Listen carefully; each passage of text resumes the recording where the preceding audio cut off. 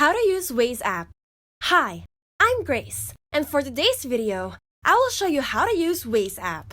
Before we get started, if you're new to our channel, please make sure to hit like and subscribe to be updated for our new releases. And without further ado, let's get into it. Step 1. User Interface. On Waze, the first thing you will see is the Google map where you could see your location as well as roads around you. If you see a red road, that indicates traffic in that specific path. You will also be able to see other people in the map called a Wazer. If you tap on the music icon at the upper right corner, you can play music too. Waze automatically detects your music app in your phone, so you can play music while Waze is running without having to exit it. At the upper left corner is the menu. Step 2. Menu. In the menu, you can plan a drive. Here, you set a time when you would like to drive somewhere, as this feature keeps your plans in check. You can also view your profile, which shows information about you. You can also toggle Go Invisible so other Wazers wouldn't see you online. There is also an inbox where you will see every message you ever received in Waze. You can also tap the setting. Step 3. Where to. On the Waze app, you can see a text field that says Where to.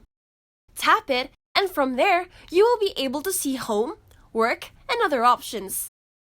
You can set your home location beforehand to easily redirect you to your own address when you tap home, and the same principle can be applied to the work option. There are also options like Saved, which displays every location you've ever saved, as well as Gas, where you will see all the nearby gas stations in your area. You can also tap Food, Parking, and Groceries to see all the nearest food, parking, and grocery establishments near you.